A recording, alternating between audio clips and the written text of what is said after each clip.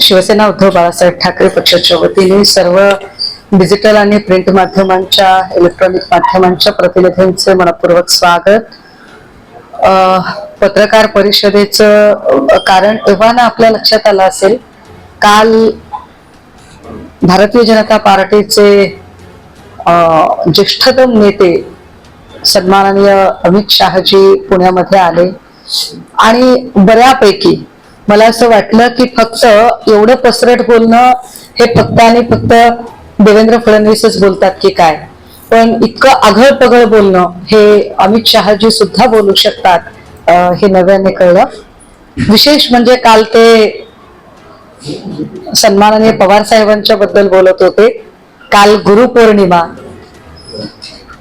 अमित शहा यांचे अत्यंत घनिष्ठ मित्र असणाऱ्या नरेंद्र मोदीजी ज्या पवार साहेबांना गुरु म्हणतात, त्या मोदीजींच्या गुरुवर काल अमित शहा बोलत होते. ते बोलताना बरंच काही काही म्हणाले, पण मला फार विशेष प्रश्न पडला की त्यांच्या गुरुने तर त्यांना आधीच पद्मविभूषण पुरस्कार दिलेला आहे.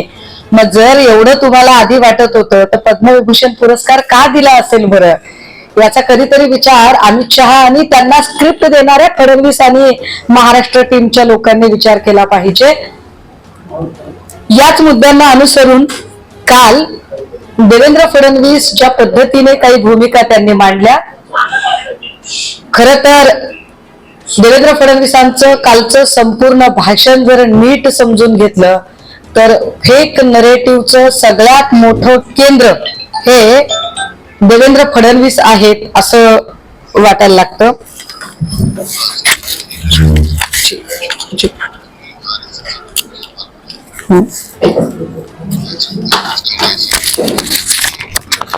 देवेंद्र फडणवीस हे ज्या पद्धतीची भाषा करत होते, ती भाषा फेक नरेटिव्हचं केंद्र किती मोठं असू शकतं याचा फार मोठा धडधडीत पुरावा म्हणजे कालचं फडणवीस यांचं भाषण होतं. काल फडणवीस जी भाषणात असं म्हणाले की ठाकरेंना आरक्षण टिकवता आलं नाही. जर ठाकरेंना आरक्षण टिकवता महाराष्ट्रात आलं नाही असं त्यांचं म्हणणं असेल तर बिहारमध्ये भाजपाचं डबल इंजिनचं सरकार होतं, मग बिहारमध्ये आरक्षण कोणाला टिकवता आलं नाही. महाराष्ट्रात निष्कारण तुमची नियत नाहीये कोणालाच द्यायची, पण तुम्ही अशा पद्धतीने गोंधळाची स्थिती का निर्माण करावी. काल फडणवीस असंही म्हणाले की बाबासाहेबांनी राज्यघटनेमध्ये आरक्षणाची कालमर्यादा 10 वर्षांची ठेवलेली होती, मात्र फक्त आणि फक्त मोदी साहेब आणि वाजपेयी साहेब या दोघांमुळे ही आरक्षणाची कालमर्यादा वाढली आहे. माझी अशी धारणा होती, माझी अशी कदाचित माझी ती अंधश्रद्धा असावी, माझी अशी समजूत होती की देवेंद्र फडणवीस जी हे फार हुशार आहेत, ते प्रचंड अभ्यास करतात आणि त्यांना प्रत्येक गोष्टींची माहिती असेल. पण काल इतक्या निखालसपणे ते खोटं बोलत होते. काल त्यांनी ज्या पद्धतीची मांडणी केली, मुळात देवेंद्र फडणवीस साहेब आपल्याला हवं असेल तर कायद्याची अनेक पुस्तकं मी आपल्याला आणून देते. भारतीय राज्यघटनेमध्ये आरक्षणाचे 3 प्रकार पडलेले आहेत: राजकीय आरक्षण, सामाजिक आणि शैक्षणिक. पैकी राजकीय आरक्षण हे 10 वर्षांच्या साठी ठेवले होते. सामाजिक आणि शैक्षणिक आरक्षणाला कुठलीही मर्यादा नव्हती आणि राजकीय आरक्षण जर 10 वर्षांच्या साठी असेल तर 1950 ला घटना अंमलात आली, म्हणजेच 10 वर्षांनी 1960 ला पहिल्यांदा जी वाढीव मुदत द्यायची होती त्यावेळेला भाजपा बाळोत्यात म्हणतो आम्ही त्याला, जे छोट्या बाळाला जे छोटं कापड घेतलं जातं, भाजपा बाळात्यात होती त्यावेळेला. 60 ला कालमर्यादा कुणी वाढवली, त्यानंतर पुन्हा 10 वर्षांनी 70 ला भाजपा होती का, पुन्हा 10 वर्षांनी 80 ला भाजपा होती का, पुन्हा 10 वर्षांनी 90 ला भाजपा होती का. फडणवीस साहेब किती किती खोटं बोलाल. फेक नरेटिव्हचं चालतं बोलतं केंद्र म्हणजे तुम्ही आहात. पहिल्यांदा जरा स्वतःच्या अंतर्मनामध्ये डोकावून बघा की वाजपेयी आणि काय मोदीजींचा 10 वर्षाचा आरक्षण वाढवण्याशी सुतराम संबंध येतो का. राहिला प्रश्न राजकीय आणि सामाजिक आरक्षणाचा, तर त्या आरक्षणाला कुणीही धक्का लागू शकत नाही, हे घटनेच्या फ्रेमवर्क मध्ये सांगितलेलं आहे. हे जरा एकदा अभ्यासावं त्यांनी. काल ते असंही म्हणाले की या सगळ्या आरक्षणाच्या संबंधाने बोलतानाच मध्येच त्यांची गाडी जरा राहुल गांधींकडे वळलेली होती.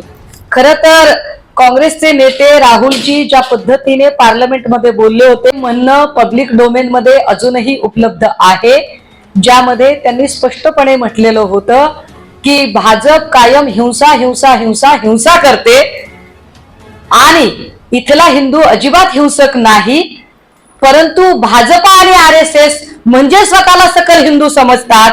भाजप आणि RSS हे सकल हिंदू नाहीत, हे स्पष्टपणे त्यांनी म्हटलेलं असताना सुद्धा फडणवीस साहेब तुम्ही पुन्हा एक फेक नरेटिव्ह तयार करताय. ते असंही काल म्हणाले की काय विरोधी पक्षांची अशी इच्छा आहे का, विरोधी पक्षांनी आम्हाला सांगावं की ओबीसीच्या कोट्यातून मराठ्यांना आरक्षण द्यायचं का. फडणवीस साहेब कुणाला खेळवताय, मराठा समुदायाला खेळवताय की ओबीसींना खेळवताय. तुम्हाला असं वाटतं का की या भारतातला, या महाराष्ट्रातला ओबीसी समुदाय असेल किंवा मराठा समुदाय असेल किंवा एकूण सर्वसामान्य जनता असेल, हे इतके मूर्ख आहेत की ते तुमच्या बोलण्यात येतील. विरोधकांना विचारून आम्हाला विरोधकांना विचारायचंय असं तुम्ही जेव्हा म्हणता, त्याचा अर्थ तुम्ही विरोधकांना विचारून राज्यकारभार करता काय. विरोधकांच्या मनावर जर तुम्ही राज्यकारभार करणारे असता तर आतापर्यंत विरोधकांनी तुमचा 50 वेळा राजीनामा मागितलाय. फडणवीस साहेब पहिल्यांदा तर तुम्ही राजीनामा दिला असता. आणि दुसरी गोष्ट अशी की तुम्ही जेव्हा म्हणता की आम्हाला विरोधकांनी सांगावं काय करायचंय ते, सत्तेत तुम्ही आहात आणि जर तुम्हाला ते कळत नसेल तर सत्ता सोडा, खाली उतरा, बाकीचं बघून घेता येईल. राहिला प्रश्न आरक्षणाचा, तर आरक्षणाची कॉन्सेप्ट ही घटनेच्या प्रकरण 3 कलम 16(4) मध्ये येते, म्हणजेच मूलभूत हक्कात येते. आणि मूलभूत हक्कातील कुठल्याही कलमा संबंधाने कसलीही दुरुस्ती करायची असेल तर त्याचा अधिकार फक्त आणि फक्त पार्लमेंटला आहे, अर्थात संसद आणि केंद्र सरकारला आहे. आणि केंद्रात फडणवीस साहेब तुमचे नेते सत्तेमध्ये बसलेले आहेत. जर फडणवीसांना एवढीच काळजी असेल तर आमचं खुलं आवाहन आहे. आज लोकसभेचं अधिवेशन चालू होतंय, नियत आहे ना तुमची इथले सगळे प्रश्न सोडवायची, तर सर्वमान्य असेल असं, सगळ्यांना मान्य असेल असं, कुणावरही अन्याय होणार नाही अशा पद्धतीने इथल्या कुठल्याच घटकावर अन्याय होणार नाही आणि कुठल्याही घटकाला कुठूनही दाबलं जाणार नाही, त्यांचा आवाज दाबला जाणार नाही, अशा पद्धतीने एक सर्वमान्य तोडगा काढत हा आरक्षणाचा प्रश्न निकाली काढण्यासाठी लोकसभेमध्ये मांडा तुम्ही प्रपोजल. आज अधिवेशन चालू होते, मग लोकसभेच्या अधिवेशनाच्या आजच्या पहिल्या दिवशी फडणवीस साहेब कळवा तुमच्या केंद्रातल्या सत्ताधारी खासदारांना की सर्वमान्य, कुणावरही अन्याय होणार नाही, सगळ्या घटकांना सामावून घेतलं जाईल अशा पद्धतीने आणि सगळ्यांच्याच आरक्षणाचा व्यवस्थित प्रश्न सोडवला जाईल अशा पद्धतीने प्रपोजल तुम्ही आज मांडा. त्यासाठी विरोधक म्हणून विरोधी बाकावर असणारे आम्ही खासदार काय त्यावेळेला भूमिका घेतो हे बघा. मुळात तुमची किती नियत आहे ती नियत आधी तुम्हाला कळू द्या. राहिला प्रश्न अमित शाह यांचा. मुळात अमित शाह यांच्यावर आम्हाला फार बोलायची आणि तुम्हाला मुद्दे जेव्हा काहीच मिळत नाहीत, जेव्हा 2 दिवसांपूर्वी सन्माननीय पक्षप्रमुख उद्धव साहेबांनी आम्ही धारावीला अदानी सिटी होऊ देणार नाही या संबंधाने पत्रकार परिषद घेतली, त्यानंतर तुमची आर्थिक रसद तुटते की काय असं तुम्हाला वाटायला लागलं आणि म्हणून तुम्ही इथे येऊन औरंगजेब फॅन क्लब वगैरे यासारखी बाष्कळ भाषा वापरताय. तुमचा स्तर हा पार्लमेंट मधले जे खासदार रमेश बिधुडी बोलले त्यापेक्षाही तुम्ही तुमचा स्तर खाली घसरवत आणलाय. हे कालच्या भाषणाने पुन्हा एकदा सिद्ध झालं. आम्ही कोण आहोत, आम्ही काय आहोत त्याचं सर्टिफिकेट आम्हाला गुजरातच्या तडीपारांकडून घेण्याची वाईट वेळ आलेली नाही. आम्ही काय आहोत हे समजून घेण्यासाठी आम्हाला जस्टिस लोयाच्या हत्येच्या रक्ताचे शिंतोडे ज्यांच्या अंगावर आहेत त्यांच्याकडून ते सर्टिफिकेट घेण्याची गरज नाही. राहिला प्रश्न आरक्षणाचा, तर मी म्हटलं की 10 वर्षानंतरचं आरक्षण हे राजकीय क्षेत्रातलं ते दर 10 वर्षांनी बदललं, ते काँग्रेसच्या काळामध्ये त्याच्यात तुमचं शून्य योगदान आहे. उगाच स्वतःच्या बडवून घेऊ नका. स्वतःला फार हुशार आहात असे किमान वरवर दाखवताना तरी अभ्यास करून बोलत चला. आणि जर एवढी तुमची नियत असेल तर इथे महाराष्ट्राची सामाजिक वीण उसवण्यापेक्षा महाराष्ट्रातला मराठा साळी माळी कोळी तेली तांबोळी आकार बागवान सुतार लोहार कुंभार कडे कपारी घिसाडी जोशी ही सगळ्या जात समुदायातली माणसं अत्यंत गुण्या गोविंदाने नांदतात.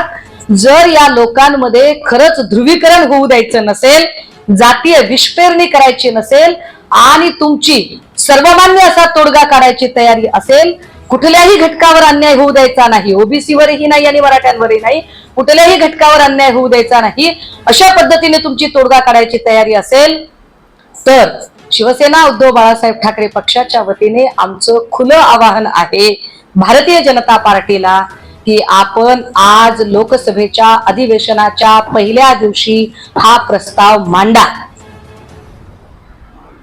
तो प्रस्ताव मांडा, चर्चेला आणा, बघू देत तरी की तुमची किती नियत आहे ते. थँक्यू. आरएसएसच्या कार्यक्रमात सरकारी कर्मचारी सहभागी होणारे 58 वर्षाचा हा निर्णय होता, तो बदलला येऊ शकतो काय? मला असं वाटतं की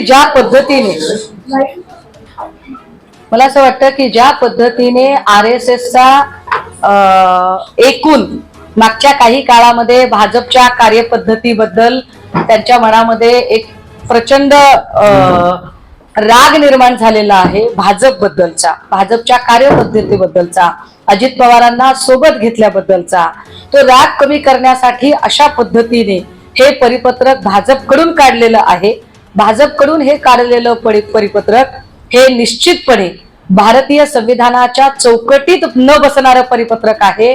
पण अशा परिपत्रकातून भाजपा निष्कारण RSSला वादाच्या भोवऱ्यात अडकवू इच्छिते, जेणेकरून भाजपला स्वतःवरचे जे सगळे डाग आहेत, सगळे आरोप आहेत ते पुसून RSSच्या मागे लपता येईल.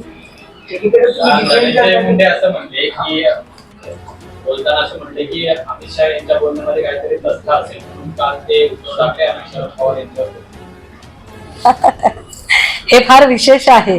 एकीकडे त्यांनी म्हणायचं की हे तथ्य असेल म्हणून बोलले असतील, दुसरीकडे अजित पवारांनी म्हणायचं की ते काय म्हणाले ते मी ऐकलंच नाही. मागे एकदा अशाच पद्धतीने पवार साहेबांवरती जेव्हा टीका केली मोदींनी, भटकती आत्मा वगैरे म्हटलं, तेव्हा अजित पवार म्हणाले की मी ऐकलंच नाही ते काय म्हणाले ते. असं काही ते म्हणाले असतील तर मी त्यांना जाब विचारेल. तो जाब बहुतेक त्यांनी मधल्या 5-10 भेटीगाठीमध्ये विचारलेला दिसत नाहीये. कालही म्हणजे नेमक्या वेळेला ते नेमके शब्द ऐकत नाहीत, नेमक्या वेळेला नेमक्या भाषेमध्ये ते बोलत नाहीत. जर ते तथ्यच असेल असं जर म्हणणं असेल तर मग आम्हाला धनुभाऊंनाही प्रश्न विचारावा लागेल की भाऊ, मग त्याच मोदींनी पवार साहेबांना गुरु कशासाठी म्हटलं आणि त्याच पवार साहेबांना पद्मविभूषण पुरस्कार याच सरकारने कशासाठी दिला? काय म्हणजे त्याला काही लॉजिक तरी असलं पाहिजे. पण या सगळ्यातनं एक गोष्ट नक्की स्पष्ट झालेली आहे की ज्या अर्थी इथे आल्यावर मोदी असतील किंवा शहा असतील यांचं भाषण पवार आणि ठाकरे ही नावं घेतल्याशिवाय सुरूही होत नाही आणि संपतही नाही. याचा स्पष्ट अर्थ असा आहे की आज घडीला महाराष्ट्रामध्ये भाजपाच्या समोरचं सगळ्यात मोठं आव्हान जर काही असेल तर ते शिवसेना उद्धव बाळासाहेब ठाकरे हे आहे आणि ते आम्ही अत्यंत सकारात्मक घेतो.